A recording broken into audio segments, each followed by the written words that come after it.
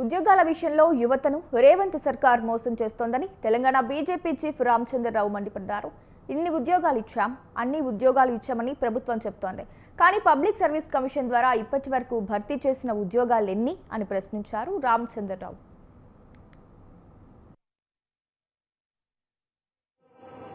గతంలో దీని వరసల జిల్లాగా మనం చెప్పుకున్నాం. ఇక్కడ చాలా మంది నవయువకులు ఉన్నారు, నిరుద్యోగులుగా ఉన్నారు. ఇదే నవయువకులు ఉద్యోగాల కోసము ప్రతిరోజు వారు పేపర్లలో ఎక్కడ ఉద్యోగాలు పడతాయని చూసుకుంటుంటున్నారు. కానీ ఈ ప్రభుత్వం వచ్చిన తర్వాత ఉద్యోగాలు ఎన్ని ఇచ్చినా అని చెప్పేసి ఒకసారి ప్రభుత్వాన్ని అడుగుతా ఉన్నాను. వారు చెప్తా ఉన్నారు, మేము కానిస్టేబుల్స్ ఉద్యోగం ఇచ్చినామని, ఆ ఉద్యోగం ఇచ్చినామని చెప్పేసి. కానీ వాస్తవానికి పబ్లిక్ సర్వీస్ కమిషన్ ఏదైతే ఉద్యోగాలకు నోటిఫికేషన్ ఇవ్వాలి, ఎన్ని నోటిఫికేషన్లు ఇచ్చాయని చెప్పేసి ఈరోజు ఈ ప్రభుత్వాన్ని అడుగుతా ఉన్నా. పాలమూరు జిల్లాలో గతంలో దీని వరసల జిల్లాగా మనం చెప్పుకున్నాం. ఇక్కడ చాలా బీసీ రిజర్వేషన్ కేంద్రంగా తెలంగాణలో డైలాగ్ వార్ కొనసాగుతూనే ఉంది.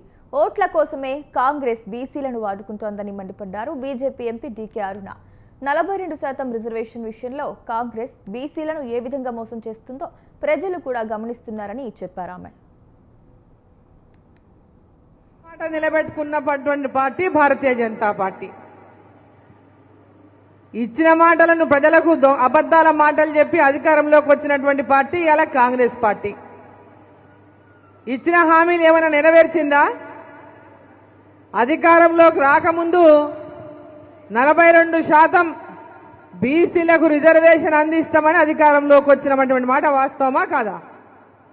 ఇలా ఏ విధంగా మోసం చేస్తుందో ఈరోజు ఇప్పుడు ఆచార్య చెప్పింది. అన్ని విషయాలు చాలా స్పష్టంగా. బీసీలను కేవలం ఓట్ల కోసమే కాంగ్రెస్ పార్టీ వాడుకుంటున్నది.